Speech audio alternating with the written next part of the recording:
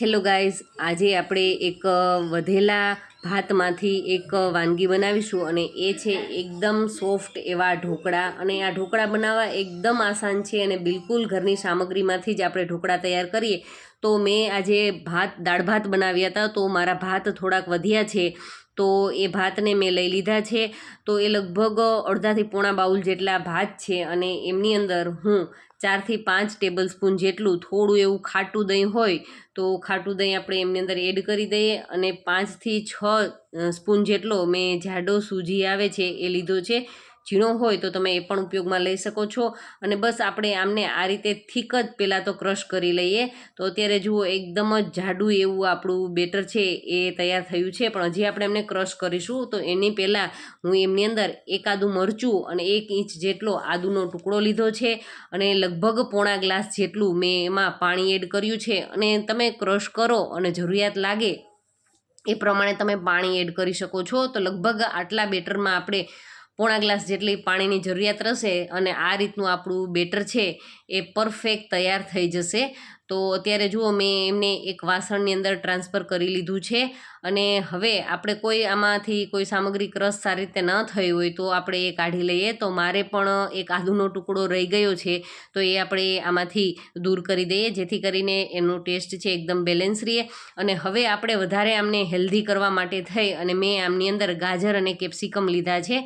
જો તમે લસણ ડુંગળી ખાતા હોય તો તમે એમનો પણ ઉપયોગ કરી શકો છો અને એમને વધારે હેલ્ધી અને ટેસ્ટી પણ બનાવી શકો છો. અને હવે મેં એમની અંદર ધાણા ભાજી એડ કર્યા છે. અને તમે આ કદાચ બાળકોને નાસ્તામાં આપશો તો એ પણ હોશે હોશે ખાશે એવા સરસ મજાના આપણા ઢોકળા તૈયાર થશે. તો એમની અંદર આપણે મસાલા એડ કરી દઈએ. તો મેં મસાલાની અંદર નિમક એડ કર્યું છે, થોડું જીરું અને ચીલી ફ્લેક્સ. તમે આમાં વધારે આમને ટેસ્ટી કરવા હોય તો તમે ઓરેગાનો છે એ પણ એડ કરી શકો છો. કોઈ પણ ગરમ મસાલાનો યુઝ કરવો હોય તો એ પણ તમે આમની અંદર કરી શકો છો. અને બસ હવે આ બેટરને આપણે સારી રીતે મિક્સ કરી લેવાનું છે. અને એ થઈ ગયા બાદ હું તમને ઘણી વખત કહું છું કે ગમે ત્યારે આપણે કોઈ પણ ઢોકળા બનાવીએ ત્યારે આ એક ખાસ ટિપ્સ છે એ યાદ રાખવાની છે કે ઢોકળાને લાંબો સમય સુધી સોફ્ટ રાખવા માટે થઈ અને એમના બેટરની અંદર આપણે 1 ચમચી જેટલું તેલ ખાસ એડ કરી દેવાનું. આપણે જે પણ તેલ ઘરમાં ખવાતું હોય એ તેલ છે એમની અંદર એડ કરી દેવાનું છે. અને વધારે આપણે ઢોકળાને ફ્લફી કરવા માટે થઈ અને મેં એમની અંદર 1 ટીસ્પૂન જેટલો ઈનો લીધો છે. તમારી પાસે ઈનો ન હોય તો તમે બેકિંગ સોડાનો ઉપયોગ કરી શકો છો. અને બસ હવે આ મિશ્રણને આપણે ઝાઝું નથી હલાવવાનું, પણ એ સારી રીતે આપણા બેટરની અંદર મિક્સ થઈ જાય એટલે પરફેક્ટ છે. તો અત્યારે એ થઈ ચૂક્યું છે. અને હવે આપણે એક પ્લેટની અંદર જેમાં આપણે ઢોકળા બનાવવાના છે એ પ્લેટને આપણે ઓઇલથી ગ્રીસ કરી લઈએ.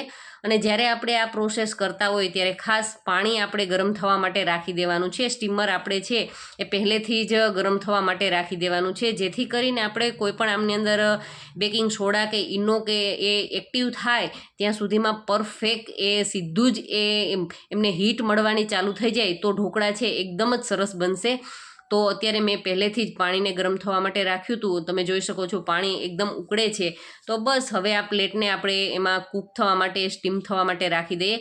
અને બસ હવે એમને ઢાંકણ ઢાંકી અને લગભગ 15 થી 20 મિનિટ માટે આ રીતે આપણે એમને સ્ટીમ કરી લેશું. અને 15 થી 20 મિનિટના સમય બાદ તમે જુઓ તો આપણા ઢોકળા છે એકદમ પરફેક્ટ તૈયાર થઈ ચૂક્યા છે.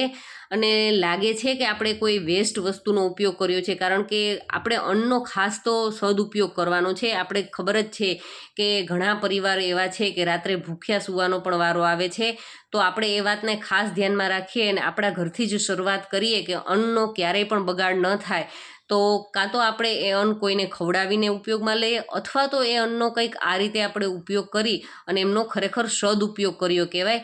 તો એવા જ આપણે વધેલા ભાતના ઢોકળા છે એકદમ સરસ મજાના તૈયાર થઈ ગયા છે. અને ગરમા ગરમ જો આવા ઢોકળા મળી જાય તો કદાચ ખાઈને પણ કોઈ ઓળખી નહીં શકે કે આપણે આ એક વધેલા ભાતમાંથી બનાવ્યા છે. અને તો અત્યારે જુઓ મેં એમના વઘાર માટે થઈને 1 ટેબલ સ્પૂન જેટલું તેલ ગરમ કરી લીધું છે અને એમને અંદર રાઈ અને હિંગ એડ કર્યા રહ્યા છે. થોડા મીઠા લીમડાના પાન એડ કરી અને બસ આ રીતે કાપા લગાવીને ત્યારબાદ જ આપણે વઘાર છે એ ઢોકળાની ઉપર ખાસ તો તમારે યાદ રાખવાનું છે કે ગમે ત્યારે ઢોકળાનું આ રીતે કટ લગાવીને પછી જ એમની ઉપર આપણે વઘારને એડ કરવાનો છે. તો તમે જુઓ પરફેક્ટ આપણા ઢોકળાની ઉપર પરફેક્ટ એવો આપણો સરસ મજાનો મસાલો ઉપરથી એડ થઈ ગયો છે, વઘાર એડ થઈ ગયો છે. તો ખરેખર આમની સુગંધ છે આખા ઘરમાં પ્રસરી રહી છે. તો આવા ટેસ્ટી ઢોકળા તમે પણ ચોક્કસથી ટ્રાય કરજો અને મને કમેન્ટ કરજો કે તમને કેવા લાગ્યા ઢોકળા. અને જો મિત્રો આવા તમને મારા અવનવા વિડીયો ગમતા હોય તો પ્લીઝ ચેનલને જરૂરથી સબસ્ક્રાઈબ કરી લેજો, કારણ કે રોજ આપણે આવા વિડીયો અપલોડ કરીએ છીએ. અને તમારા ફ્રેન્ડ્સ અને ફેમિલી જોડે પણ જરૂરથી મારા વિડીયોને શેર કરતા રહેજો, જેથી કરીને બધાને પણ આવું અવનવું કંઈક શીખવાનું મળી રહે. તો તમે પણ આ ઢોકળા ટ્રાય કરી અને મને કમેન્ટ કરજો કે તમને ઢોકળા કેવા લાગ્યા. Thank you for watching this videos.